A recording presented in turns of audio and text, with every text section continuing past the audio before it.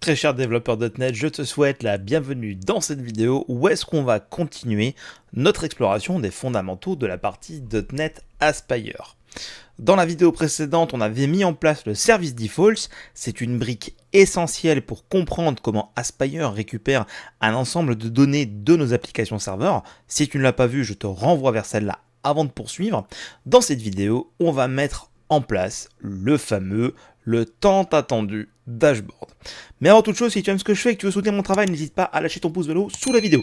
Tu peux également t'abonner à ma chaîne avec ou sans notification.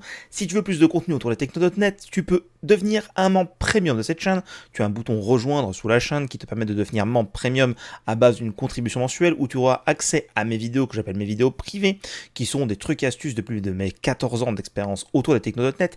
Et si tu veux plus de contenu professionnel autour des techno.net, je te renvoie vers ma plateforme htlearning.com. Tu as aussi le lien dans la description. Tu y trouveras l'intégralité de mon catalogue de formation en VOD et d'avant, je te remercie de ton soutien.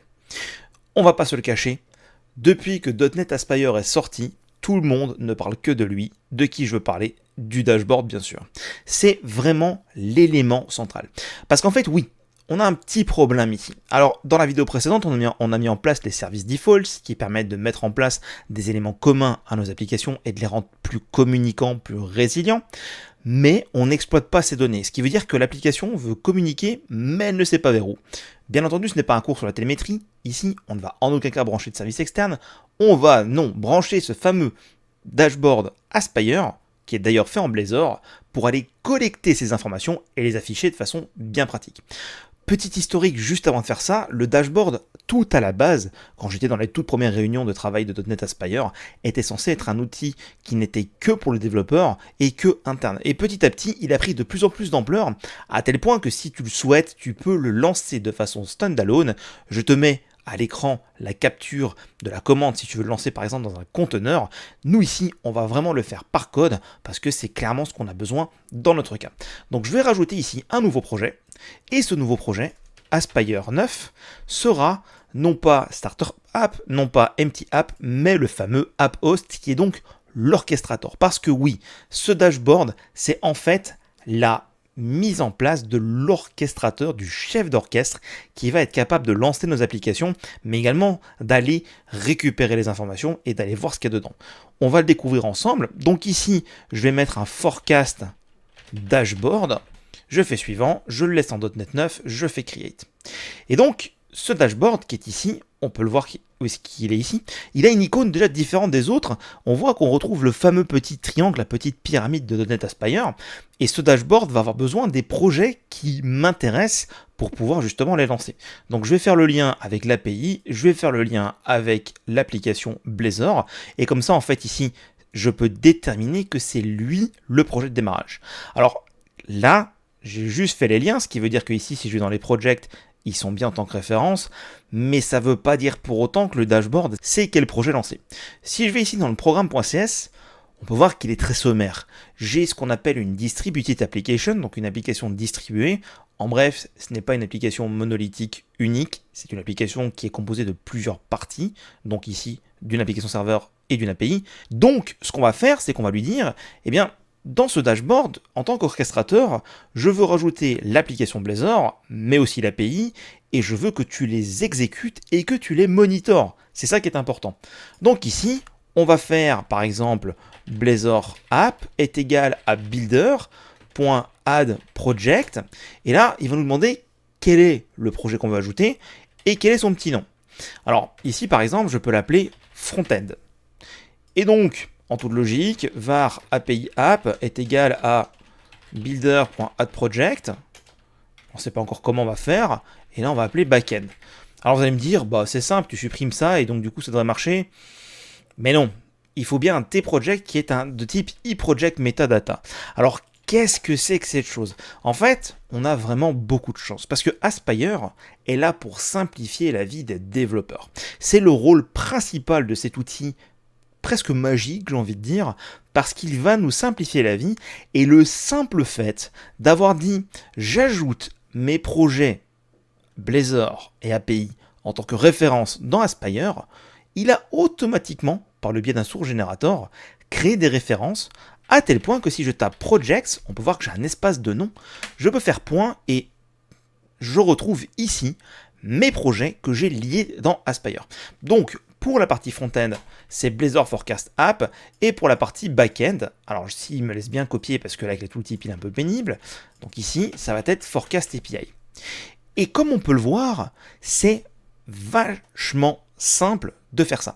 Parce que maintenant, je n'ai plus qu'à lancer ce fameux Forecast Dashboard. Si je l'exécute, on peut voir que petit à petit, tout se met en place. J'ai ma console Aspire ici qui démarre et j'arrive sur le sacro-saint dashboard. Ici, je retrouve mes différents projets avec leur petit nom. À noter que le petit nom qui est ici, c'est l'équivalent du petit nom qui est là. Donc, si je souhaite avoir des noms explicites, c'est à moi de bien les nommer, bien entendu. Ce nom est réutilisé là-bas, mais on va le voir juste après, il sert aussi à autre chose. Et on a ici l'état, running. Alors, comment est-ce qu'il sait ça? Souviens-toi de la vidéo précédente. Avec les health checks, il est capable d'aller contacter. On a l'heure de début, le projet en tant que projet .NET. On remarquera d'ailleurs qu'on a toute la ligne de où se trouve le projet sur notre système d'exploitation. On a les endpoints, on peut remarquer qu'on en a plusieurs, HTTPS et HTTP. Pourquoi on en a plusieurs? C'est assez simple. Si je vais ici dans les properties de mon launch settings.json, on en a deux, 7140, 5190, et donc c'est ici. Bien heureusement, Aspire s'est récupéré tout seul. Et là, vous commencez à voir un peu la puissance du truc. Il a été capable, en une ligne de code, cette ligne qui est ici, là, en faisant ça, en faisant la référence, d'aller extraire un ensemble phénoménal d'informations dessus. Mais c'est pas tout, parce que si je clique sur une ligne, par exemple, je vais retrouver ici un ensemble de variables d'environnement. Et oui, donc on voit ici OTEL, c'est pour OpenTelemetry. Donc on a beaucoup d'informations qui sont directement récupérées et utilisées par Aspire. Donc c'est plutôt cool. Et d'ailleurs, on peut le voir sur la partie gauche, ce dashboard est très complet. On peut retrouver la console du back-end. Parce que oui, au final, ici, j'ai bien la console de mon projet Aspire, mais où sont les consoles de mes projets sous-jacents? Eh bien, elles sont ici. Et donc ici, je vais pouvoir trouver les différentes consoles. Et bien entendu, si je souhaite le tester, je clique sur le lien, ça m'ouvre un nouvel onglet, je vais ici, et je peux récupérer les différentes données. Et donc, si je vais dans la console du front-end, on peut voir ici les différents logs et on peut remarquer qu'on a de nouveau eu une erreur qui a été gérée par la résilience automatique vue dans la vidéo précédente. Alors là, j'ai fait un misclick sur l'URL qui était ici. Ensuite, nous avons ce qu'on appelle les logs structurés. Donc, le log structuré, j'en parle plus dans mon cours sur la plateforme sur les logs. C'est comment les logs sont gérés et comment faire des logs intelligents. Donc, en bref, c'est des logs mais affichés sous forme de tableau avec une possibilité de les filtrer et de faire des recherches. On n'est pas ici au niveau d'un Kibana pour extraire et exploiter ces logs, mais en tout cas, pour une expérience de développeur, c'est très bien et largement suffisant. On a les traces, alors ça c'est très intéressant parce que regardez ici, vous voyez le petit point d'exclamation? Qu'est-ce que ça veut dire? Ça veut dire que j'ai une trace qui me permet de savoir que j'ai eu un get qui est parti du front-end pour aller dans le back-end, et donc ici, je peux avoir toutes les informations, notamment la réponse HTTP 500 qui a été provoquée, donc je peux retrouver des informations. Ça c'est pareil, c'est des choses que je parle plus en détail dans mon cours sur la télémétrie en .NET sur la plateforme, mais en tout cas on a cette espèce de trace unifiée pour savoir cette requête, elle est passée dans tel projet et elle a fait telle action, on a tels éléments et donc on peut voir ici tout le déroulé, toute la vie de la requête, c'est ce qu'on appelle une trace complète en télémétrie. Et pour terminer, les fameuses métriques, on peut par exemple aller chercher pour le front-end ici des éléments qui viennent du process, donc du runtime, des éléments qui viennent d'ASP.NET, comme notamment SignalR Active Connection. On voit que j'ai un pont WebSocket logique. Ici, j'ai un client. Si je le ferme, le pont WebSocket va forcément se terminer, mais ça me permet aussi de monitorer en temps réel les personnes sur mon site. Ici, on peut le voir, je passe de 1 à 0. Donc, on peut voir ici que le graphique évolue tout doucement à sa vitesse. Et donc là, j'arrive à 0 parce que j'ai fermé mon onglet. Mais vous pouvez voir en temps réel le nombre de personnes. Donc, encore une fois, en temps réel, le nombre de personnes dans une expérience de dev, forcément, elle va être limitée à 1, voire à 2 si vous êtes à 2 ou qu'on a ouvert plusieurs browsers. Mais bon, bref, ça va pas être très révélateur. Par contre, on commence déjà à voir qu'effectivement, l'application est extrêmement communicante, et ce, avec très peu de lignes de code, parce que c'était vraiment le but d'Aspire, c'était de vous simplifier la vie. Alors maintenant, pour clôturer cette vidéo, je vais vous montrer un petit truc vraiment sympa. Ce petit truc vraiment sympa, donc je vais tout fermer, c'est ça. C'est-à-dire qu'ici, on a créé nos deux projets pour que Aspire puisse les lancer, les monitorer, obtenir des logs, les tracer et qu'on puisse avoir ça dans le dashboard. Et déjà, rien que ça, c'est quand même vachement cool. Mais est-ce qu'on pourrait pas faire encore un tout petit truc bien sympa?